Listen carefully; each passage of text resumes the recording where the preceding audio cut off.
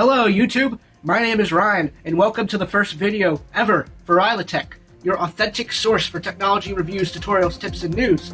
In today's video, I'm going to be reviewing the brand new smartphone that has been called the flagship killer. It's better than the latest iPhone, better than the latest Nexus, and better than the latest Samsung Galaxy. It's called the OnePlus 3, and you're going to find out why the OnePlus 3 is better than the competition. I'm not only going to review the phone, but I'm also going to show you the unique experience I had of getting the phone, because I had the lucky opportunity to visit the New York City pop-up event for the OnePlus 3. It was pretty fun and even a bit tasty.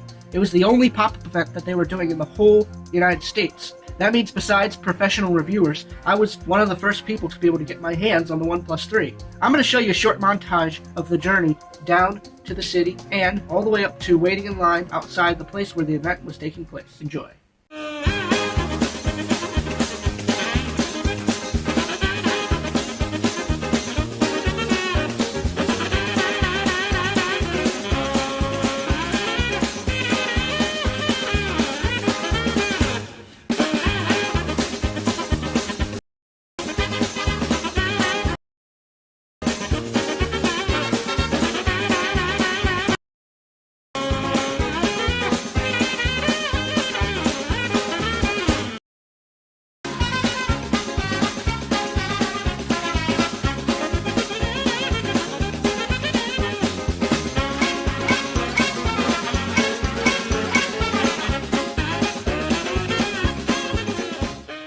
It was a really nice day. We walked about 45 minutes from Grand Central Station, Lower Manhattan, outside of the Magnum ice cream shop, which is where the event took place. Then after getting there, we had to wait in line for about 2.5 hours. In the line, there were many people like myself, but a bit older, who were diehard Android/Google fans. And also while standing in line, we saw OnePlus's head of marketing who was taking feedback about phone based on early reviews. And let me not forget about the guy who was bored waiting in line to decide to blast hip-hop and electronic music from his wireless speaker. The OnePlus staff members, who are the ones wearing the same shirt that I am right now, also gave out markers for people to write on that giant OnePlus 3 sign.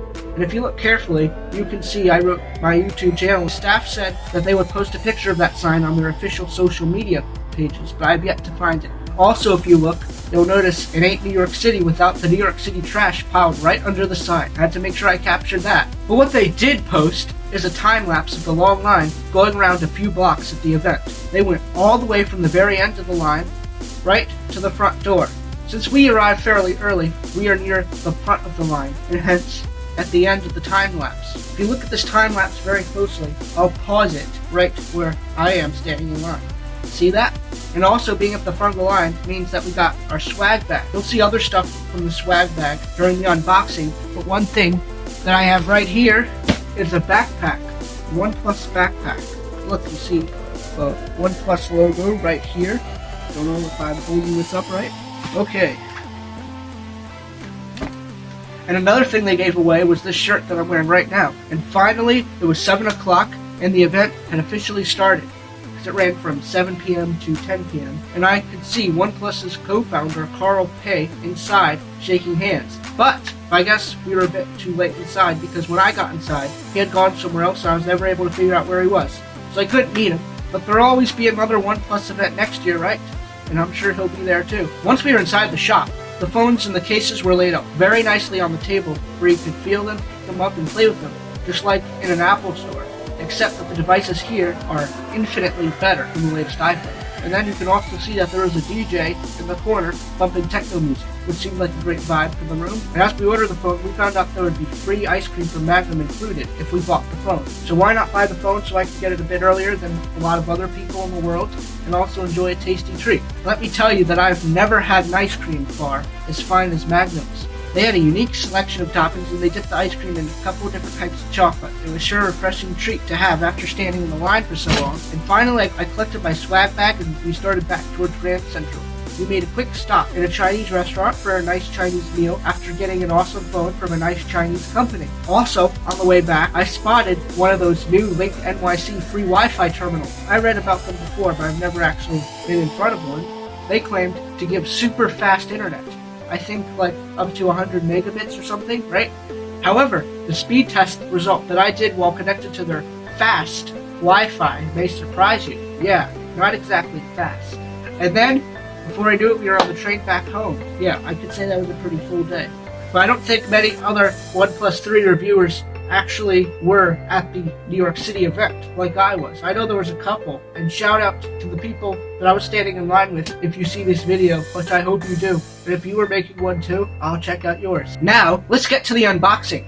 The first thing that I'm going to unbox is the package that contains the sandstone back for the phone. That is the back that came with the phone. I could have also bought some of the other materials instead, but I didn't want to spend the extra money, and plus, I like the look and feel of the sandstone. Next was the much thicker white box, which contained the phone itself and the accessories. You can see that the box carries the OnePlus 3 theme colors of red and white, and there were also a bunch of stickers supplied as well. These could be put on your wall, your laptop, car, many other places. I know I'm going to stick one on my laptop. So first I opened the sandstone back to get that out of the way. And notice how as I unpacked it, I was creepily penning it just to feel that sandstone on my fingertips. It has a nice authentic feel to it. Next it was time to break the plastic on the white box, which was pretty trivial.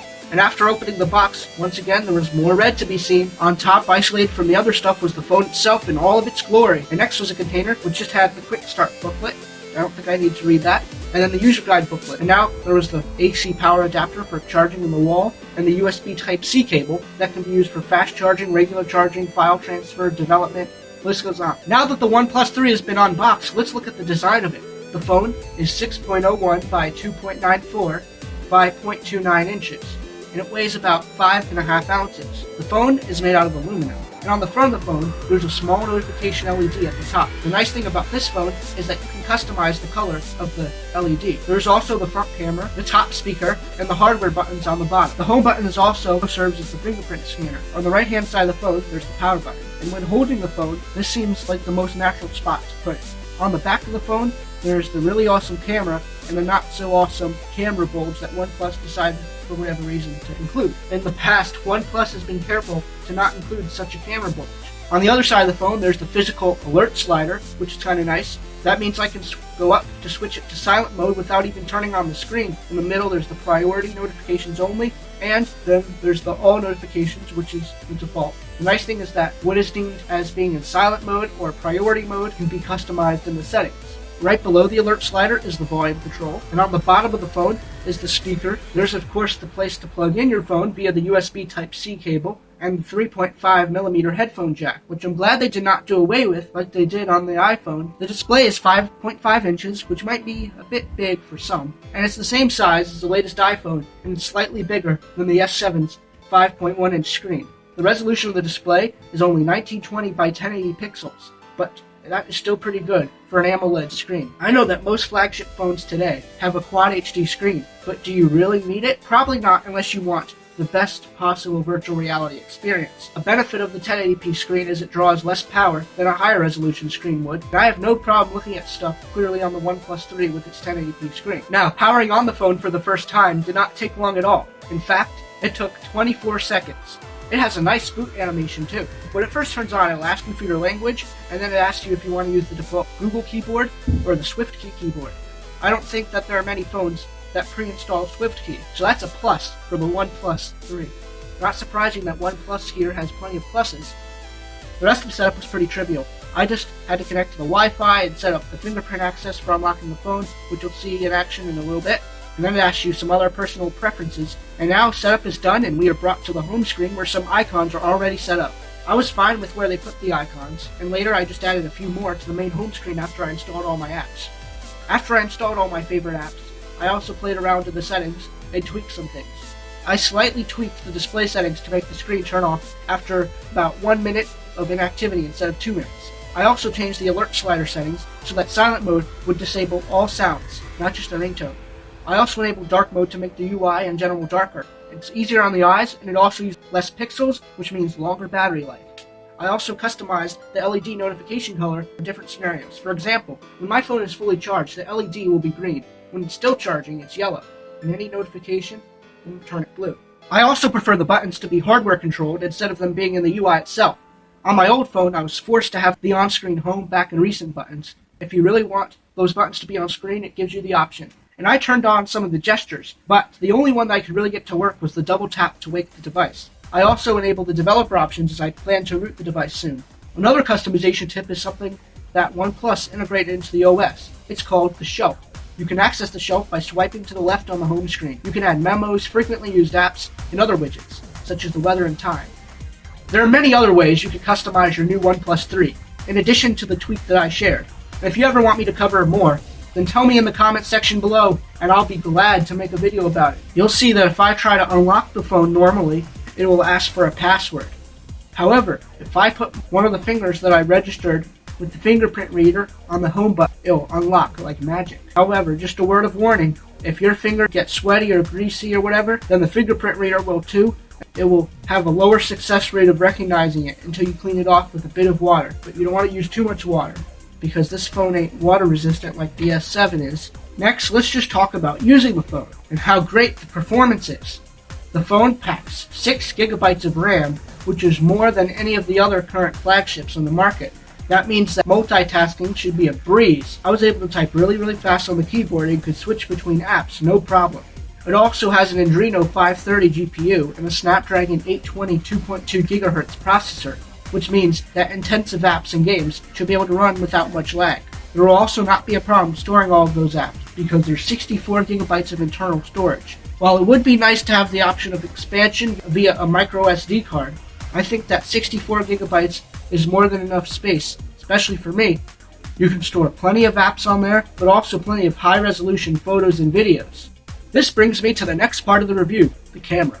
This phone sports a 16 megapixel camera in the rear with the Sony IMX298 sensor with an aperture of f/2.0. It features dynamic denoising technology, which will remove noise from grainy shots. The default camera app is very polished here. Just click the white button in the middle and it almost instantly takes the picture. At the top, you can toggle the setting for the flash. The HD option, when turned on, claims to improve clarity in pictures. HDR option toggles high dynamic range.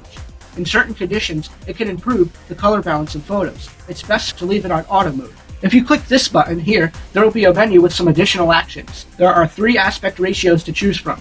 1:1 will create a square image, which means that the number of pixels for the width and height will be identical. The 4:3 aspect ratio is what you want to aim for in most instances. It will produce the highest resolution image possible on this phone, which is 16 megapixels at 4640 by 3480 pixels. The 16:9 aspect ratio produces the widest shots, but the resolution is slightly decreased to 12 megapixels at 4640 by 2610 pixels. The next icon controls the self-timer. The third icon controls whether a grid is displayed on the screen or not. Switching to the front camera, it can shoot 8 megapixels and up to 1080p resolution for video. If you turn on selfie smile mode, it will automatically take a picture if you're detected smiling. If you swipe to the left, you get a list of different camera modes. If you click that gear icon, you can change a couple of the settings. If you're paranoid about your location being tagged in your photos, you can disable the save location option. You can also turn off the shutter sound if you find it annoying, or if you want to take pictures without people noticing. The OnePlus 3 also allows raw images to be saved. Usually this feature is only found in DSLR cameras. The OnePlus 3 also has a manual mode for people who want more control over their images. You can adjust the ISO, the white balance, the exposure times, and the focus. The other aspect to the phone's camera is recording videos. At the top, there's the option to toggle the flashlight. There's the setting for the resolution to record at. The camera app allows us to choose from 720p, 1080p, and 4K resolution. I personally like to record in the highest quality possible most of the time, even though it eats up more storage and uses more processing power and battery life. But the plus side is that it gives me more flexibility later when editing. In fact, I'm recording the footage of me talking right now, using the OnePlus 3 at 4K resolution. Another mode that this camera app has is slow motion. It records at 1080p at 120 frames per second. When you record at such a high frame rate, and then play at a normal frame rate, such as 30 frames per second, the resulting effect is slow motion. The next camera mode is time-lapse. Ideally, the camera is placed on a tripod or other steady surface, and then the camera automatically takes a picture at a predetermined interval until the time-lapse is stopped. The final camera mode is panoramic mode, which I did not demonstrate here because I have not been able to get it to function properly. Of course, you're not limited to the default camera app for photos, videos, time-lapse, panorama, or any of them. After using this phone all day, you're going to want to charge it so that's ready for the next day. The battery lasted a great time. Here's what my battery usage report looked like for a full day when I was using it. My phone had a full charge at 10 a.m. When I returned about 6 hours later, it was only half drained.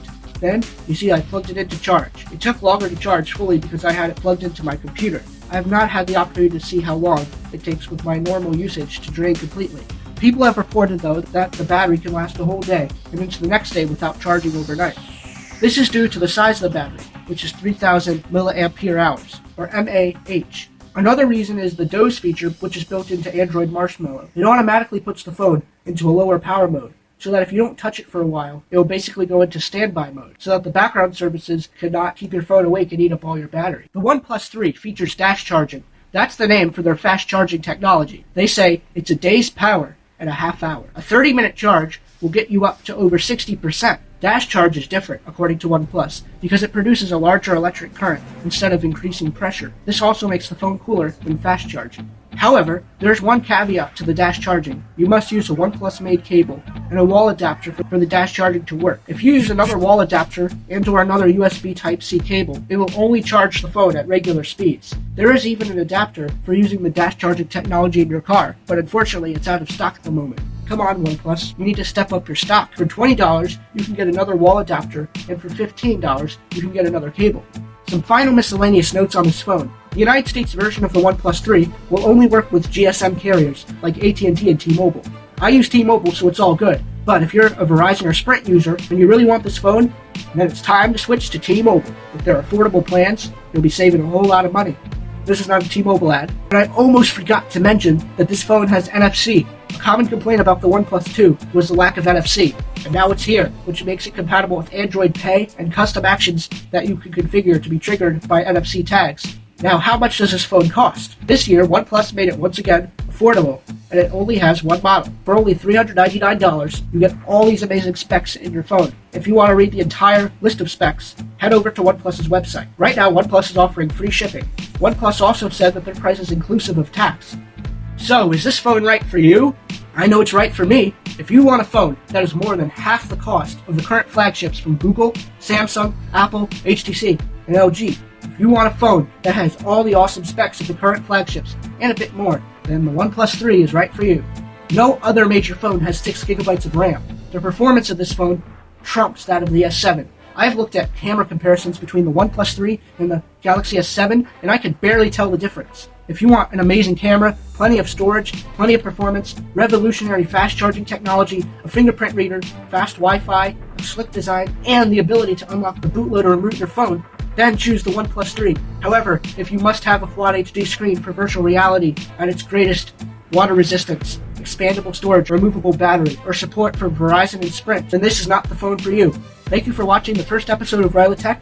You can like our Facebook page, follow us on Twitter and Instagram, and don't you forget to subscribe to YouTube by clicking that big red subscribe button below. Leave a comment if you have any questions or concerns, or if you just want to talk. Please share this video with anybody you know who might be wondering about the OnePlus 3 or getting a new smartphone in general. Stay tuned for a video featuring a slideshow of camera test photos and videos for the OnePlus 3. Also coming soon is another episode of RylaTech where I'll talk about how to root the OnePlus 3. Until next time, this has been Ryan signing off.